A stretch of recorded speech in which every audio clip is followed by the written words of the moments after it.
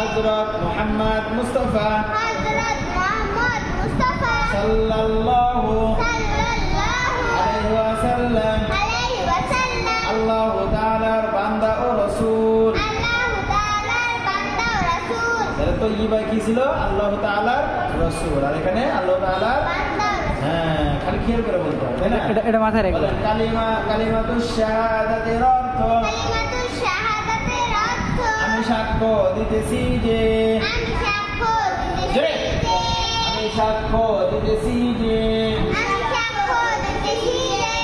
আল্লাহ তাআলা ব্যতীত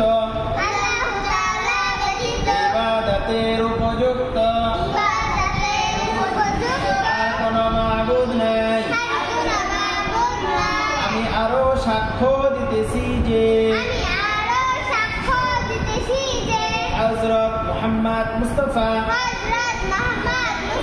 সাল্লাল্লাহু